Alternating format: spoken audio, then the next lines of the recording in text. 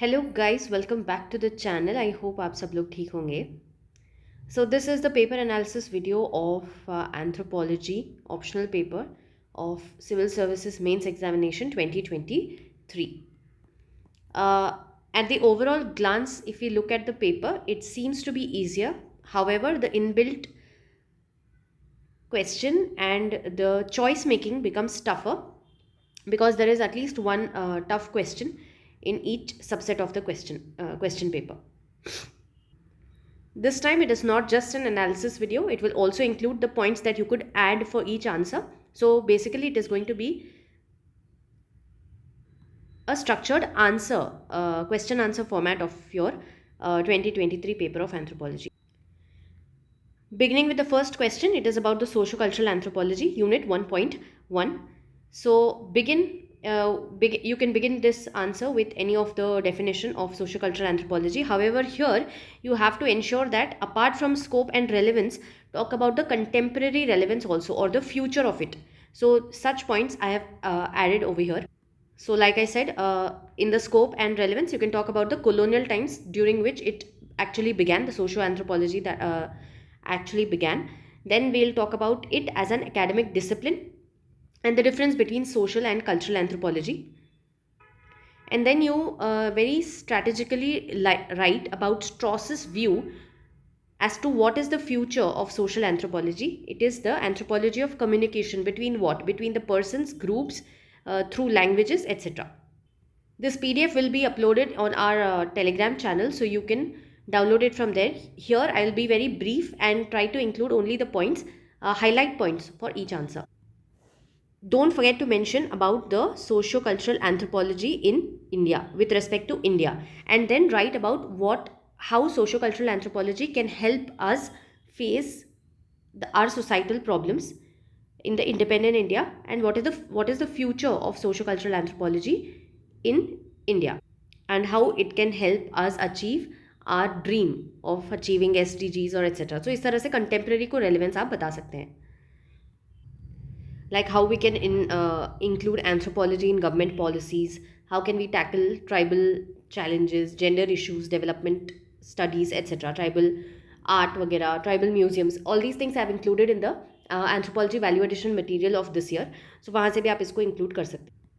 So the next question is about cultural impact of Iron Age. Now Iron Age, Bronze Age, etc., इनमें से एक तो हमेशा आता ही है, but the question is not about Iron Age, so you don't rely yourself like completely on the tools or such factual data. Here it is only talking about the cultural impact, so be very specific about it. The major change was that agricultural development, सबसे ज़्यादा development, though agriculture began in the Neolithic age, the Natufian culture, but it grew in the Iron Age because of the usage of iron and clearance of forest, which gave us more land for doing agriculture. And because of agriculture, because we settled down, we could move towards more advanced art. Then our religious beliefs changed from animism to more settled form of religions. Then we could also have advanced systems of writing, especially the Indian Vedas, Hebrew texts, Chinese texts. All these things thrived during the Iron Age itself. And why all of it happened? What is the reason that Iron Age में ही इस तरह का cultural impact increase हुआ manifold में? It is because of the durability and the adaptability of iron as a metal that helped the communities to interact in such a manner. Now coming to the third question, race and ethnicity. Now these are 10 marker questions, so these are very compulsory questions. You have to ensure that you know something about each of it and you hit the bullseye, because you cannot beat around the bush. These are 10 marker questions. In brief, if we talk about what is race, race is more of a physical phenomena and ethnicity is more of a cultural phenomena. More detailed definitions I've included over here. You can have a look in the PDF that I will share. Next, coming to the fourth question, customary laws and environmental conservation. Now, a lot of such case studies I had given in the 2022 value addition material. Here it is nothing but you have to mention about the unwritten laws that people follow and believe in it, and because they believe in it, they try to protect the environment. A very good example is the sacred groves. You can mention about those over here and include examples of sacred groves all across India, or you can even draw a map about it. Then talking in brief that how it will help us to protect environment. It helps to regulate the use and management of the resources. So these are some general points about how the customary laws can help, and then moving to the specific examples. One such example is the customary oath that is taken in the Dayak community. What do? Is they take an oath in front of their ancestors, and allow them or permit them to punish anybody who is trying to change the borders of the environmentally protected zone. Okay, so that is one example. Next one is the Sasi law in Maluku community, where they prohibit the Sasi community to extract natural resources in a set of period. मतलब इस particular period में, जैसे in Jainism, the 4 months of rainy season, they are forbidden to eat the things that are grown beneath the ground. ठीक है, उसी तरह से the natural resources in a certain set of period, it is prohibited to extract in that particular period in the Sasi law. Then you can also mention a book called The Role of Customary Law for Environmental Conservation in Cameroon by Andreas Kahler. Definitely all these points you will not have in before. These I have done research and added over here. But even if briefly you have touched upon such dimensions, you will be able to score average marks in this question, considering this being a compulsory question. There are more such examples of traditional Tibetan animal husbandry and sacred mountain belief of Tibetan people in Yunnan, etc. You can read these in the PDF when I share it. Next is about gene expression. Now, what is gene expression? It is the process in which the information that is encoded in a gene is turned into a function. Now, this is a very simple kind of a definition for the term gene expression. What you have to be sure that your answer includes is the examples, simple examples where you can show that gene is getting expressed. And next you have to ensure that what causes the gene expression to be changed. It is with the changing environment. So here you can talk about the nature nurture debate also, right? Now coming to the choice making questions. 2A, it is about the Australopithecus and Tong baby. So if you have seen our Telegram channel, I have included a diagram for Australopithecus itself. So you very neatly have to draw the map of Africa, okay, and locate Tong baby and the other sites of Australopithecus, and then give sightings of discovery, physical features and significance, and make an answer of it. Now don't get confused कि Tong baby पूछा है, तो if you don't know very specifics of this, you will omit this question. Even if you know specific features of Australopithecus, you can safely attempt, considering if you are not able to attempt the other questions. Okay, so this way you could go forward. And though it is not asked about phylogenetic status, make sure that you add that also. Next question is Paleolithic environment in the light of available evidences with special reference to India. This is nothing but your Narmada man. You will talk about the Narmada man and the other Paleolithic evidences. I have included a few Paleolithic sites that have been discovered, especially in South India, in our value addition material. So those points you can include. This particular section of question 2, 2A, 2B and 2C, it is a little on a tougher end. So it is better to omit, like leave it in choice rather than attempt this particular question, until and unless you're very sure of the points that you write for each of them. Next question was about the different forms of malnutrition, and especially the protein calorie malnutrition. Now this is there in your brain tree and also in your IGNU material. Okay, so from there you can add PCM is nothing but your marasmus and kwashiorkor. Now what you have to do is you don't retain like yourself with the scientific term of malnutrition itself, add the anthropological dimension of it also, कि किस तरह से protein calorie malnutrition different societies में vary करता है. Okay, you have to go in a social dimension in this particular answer. A little challenging if you're not well versed with trying to link different components of your branches of anthropology. Now this next question 3A, hominization process, 1.4 unit brain tree mein it is there very aptly. We have also discussed this in, I think, our Amar batch 2021. So this question has been dealt over there, and it also talks about the major trends in human evolution. The trends in human evolution is nothing but your whole 1.4 unit. So this answer covers your 1.4 unit including the other trends. You can attempt this question very safely, and it is a direct question. There's no extra information that you need to provide here. Next, talking about Clifford Geertz and religion. Again, this is a little direct question. You read about it, and enough information is given in your IGNU material. So from there you can add this. And difference between anthropological and psychological approaches. Again, this is there in your IGNU material itself. Otherwise, I will share a little detailed answer in the PDF that I will provide. Again, looks a little tough if you're not well versed with these terms and have prepared for the optional very superficially and not read reference books. That is why in every batch that I take, I very strongly emphasize that you should not rely only on the question answer format or the guidebooks that are available in the market, which have ready-made answers. You have to delve deep and understand the subject, and only then you can attempt such kind of questions. Going further, the mixed longitudinal method of studying human growth. Again, this is your 10th unit of paper 1. Very straightforward, direct question. Okay. If you have read, you could attempt the third section. However, if you have read it superficially, you are likely to leave it in choice. Now, this was the easiest of the 3 sets in the section A. So the first one is role of marriage regulations in traditional societies for strengthening social solidarity. Now, what is the twist over here? It is not asking just about the marriage regulations. Okay, the rules of marriage is not what has been asked. How are those rules helping us to strengthen social solidarity? So ensure that after writing every rules marriage rule, you ensure with an example that how it is helping us to strengthen social solidarity. Okay, a little analytical question, but doable, not very tough. Next question is about the methods of personal identification based on skeletal remains. Now there are various methods of personal identification, one of which is skeletal remains, or usme bhi then you have to talk about the various methods within the skeletal remain things. Again, this is there detailed in your IGNU material, and you can add one word, that is forensic osteology, in your answers to stand out.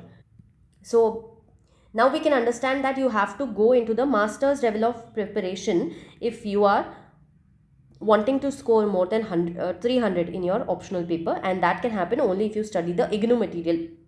Okay, you cannot rely on just the basic notes. Even toppers notes will not help you. You have to read the reference books themselves. Next, talking about the 4C, major Mesolithic sites. I had already predicted 3 cultures that can come this time. Middle Paleolithic, Mesolithic and Chalcolithic. So Mesolithic has come. Again, this is a little direct question. It's talking about the typo-technological features of Mesolithic period, especially with reference to India. Okay, so you have to ensure. Now notice that paper 1, which is generally considered to be not India specific, we have got questions specifically referring to India. Okay, so that is how important it becomes to interlink paper 1 and paper 2. That happens only when you do such kind of answer writing that we help you to do in the Amar batches that we take. Okay, the anthropological answer writing, daily answer writing batch. Next, again coming about the compulsory questions, polygenic inheritance. Now mention about polygenic inheritance and its examples, but don't forget to briefly compare it with multiple inheritance also. Only then your answer will be complete. Okay, don't just stop at polygenic, but also show a brief difference. Next, talking about Rakhi Gadi, again paper 1, it has gone into specifics of Indian sites. Okay, so this is the contrast of paper that has come. Anyway, Rakhi Gadi, we know that it has been proposed to be made as a iconic site, and it is being dug for the 9th time, and this time it has been excavated by Amarendra Nath of ASI, and we have found it to be the largest Harappan site in the Indian subcontinent. So this is the brief introduction that you give, and then later on you can talk about the significance, that what all the things that are being found in Rakhi Gadi. Please locate Rakhi Gadi in the map over here, Haryana ke paas hai karke. And then you can mention about the fire altars, cotton cloth traces, cylindrical seals, ceramic industry, etc., etc. All these points, it will be there in the PDF. And the most important one, we have even got a question in 2020 about the Aryan gene, okay, Aryan theory. So that gene has also been excavated from the DNA samples of Rakhi Gadi itself, the R1A1 gene, which is also known as the Aryan gene, right? Now, this question must have blown a lot of people's mind. However, I have already like hinted a lot of my students that कभी भी ऐसा कोई question आए, try to break it, okay, and try to search the like write the answer through the etymological references. Now, if you break this term, you can say that it is talking about some kind of a chronology. But glotto, what is glotto? If you don't know about that, you can take help of the Hindi text. And over there, we know about the Bhasha Kalkram Vigyan. So now we understand that this question is particularly talking about the timeline or a chronology of the languages. Now, how will we, like, what is the main crux of the point is that how the languages have been changed in the past. So this is nothing but the linguistic carbon 14 test, in other words. And there is another format of this particular glottochronology, it is the lexicostatistics. Now in Amar 21 or 22 batch, I have also given the question on statistical use in anthropology. Over there also we could mention this particular thing, that how statistics is used to study linguistic anthropology or linguistics in particular. Okay. So in both these points, you can add this. Talking about specific field like work, Edda feels she has done work using the glottochronology. So she used glottochronology to establish a tentative history of Guinea coast, talking about the coastal speech communities. Okay, you can read about it in the PDF. Next, talking about the menopausal symptoms. Now, 11th unit, menopause. Write about what you have read in the 11th unit. In addition to that, add the grandmother hypothesis that I shared in the value addition material. That how only in humans the female exceed the reproductive age, and that is why menopause के बाद भी वो जिंदा रहती हैं. That is the grandmother hypothesis, right? And there are a lot of post-menopausal studies that have been done in Japan, Canada, USA, etc. जहाँ पर the traits of the symptoms of menopause are different in different ethnic societies or nations. Okay, so those points you can add. These points are not in any book. These I have done research and collected. So you can include it from the PDF that I share. Next, talking about William Ogban and cultural lag. So this is given in his book, Social Change with Respect to Culture and Original Nature. Basically, it talks that technology changes, but culture needs a little more time to adapt to that particular technological change, which is what creates the cultural lag. Okay, so यही कुछ examples के साथ उन्होंने बताया है, and he tried to differentiate between the material culture and the non-material culture. Next, talking about the critically discuss. So we are trying to critically discuss the controversies that are related. So we are criticizing the controversies that are arised about the fieldwork of Malinowski and Margaret Mead. Okay, so basically we are talking about the criticism, and then we are criticizing the critics of these two stalwarts of our in anthropology. Okay, एक psychological anthropology के stalwart है और एक है आपके functionalism के stalwart. However, make sure that you mention about their criticism and then counter with their importance. Okay, so first criticize and support the answer, that why people criticize them and how it is valid that they have been criticized. But towards the end, very strongly support that despite the criticism, they are stalwarts in the anthropological field. Okay, so this is what your answer should look like. Talking in brief of their criticism, both of them were ethnocentric because they thought that their culture is, though they studied national character studies and studied the other nations also, but they considered theirs to be supreme. So ethnocentric थे, sexism को promote करते थे. They were criticized for the accuracy of their study. Detailed answer I have given, so you can read it from the PDF, but I'm just giving the brief points here. Then they also were criticized for the relationship they had with their informants. Then Margaret Mead was criticized for having a biased interpretation of the data that she collected. The most famous critique of Margaret Mead was Derek Freeman. In a lot of books and in a lot of places, he has tried to criticize our Margaret Mead. And because Mead thought that she could go to a particular place, study that culture for a little time, master it, and then move on to another culture. So she was considered to have a mosaic view of culture. So this point was also criticized.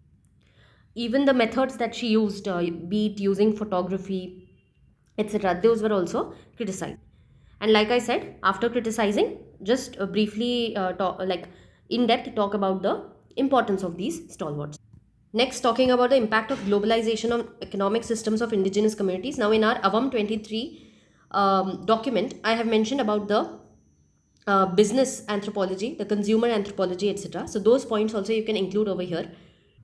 Apart from that, you can talk about the hip hop culture, which is getting mixed with the tribal music, and it is creating a change. So, that way, you can talk about the positive and the negative impacts over here. Okay.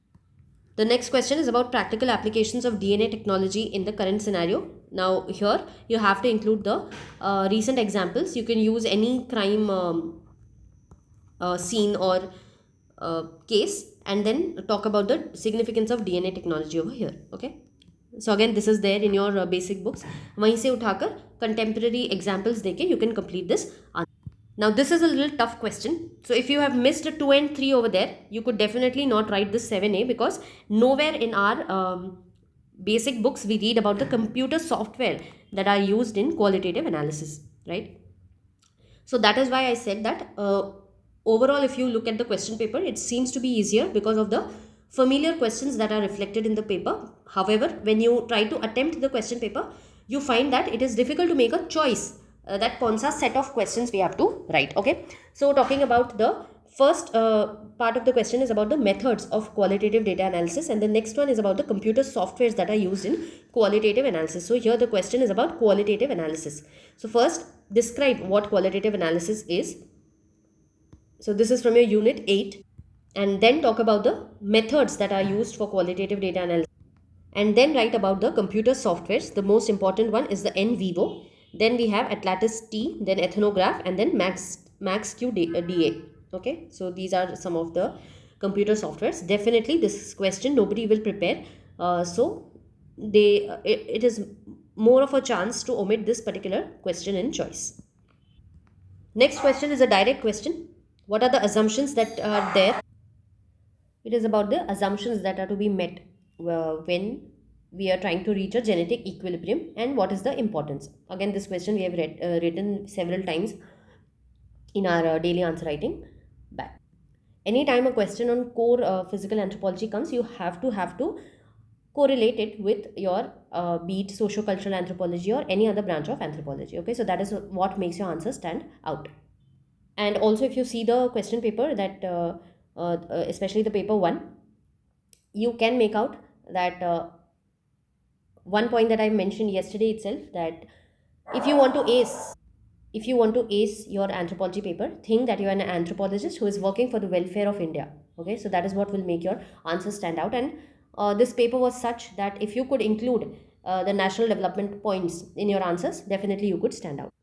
Now, next, talking about the political and methodological aspects of national character study, it is nothing but the significance of national character study and what is its contemporary relevance. Now, being the war situation in Sudan and Yemen, etc., the crisis that is ongoing. So, उस situation में, if you are able to do the national character studies and try to find out what that particular ethnic group thinks like and be be like, so it will help you to maintain a peace like situation in that particular thing. So उस तरह से contemporary relevance you can show. And talking about the political and methodological aspects, in addition to the examples that you will quote for the national character study, give the background that why such study was done. So that is what your political aspect will include when you write about the national character study. So these minute details is what will make a difference.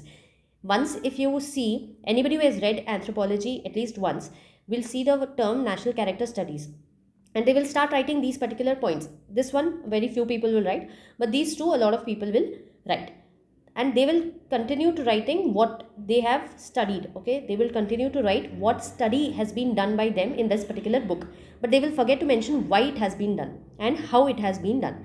Okay, so don't just restrict yourself to what, but also to the why and how. So 3 dimensions you have to include, and only then your answer will be complete. So see, these small things you have to keep in mind. Now again, this was a tougher question, very unknown name for us, the Arjun Appadurai's conceptualization of global cultural economy. Now he has given 5 landscapes, interdependent landscapes, which talk about the globalization per se. Global cultural flow is nothing but your globalization. And the five landscapes are ethnoscape, technoscape, financescape, mediascape, and ideoscape. Now, ethno, as it is given, it is about the human. Then techno is about the technology, finance is about the money, media is about the cultural industry network, and idea is about the ideas, images, etc. All the five scapes overlapping is being shown by a case study that is done by Zanelli in 2011, talking about the Olympic Games, which includes finance scapes. Everybody is investing in the host city that conducts the Olympic Games.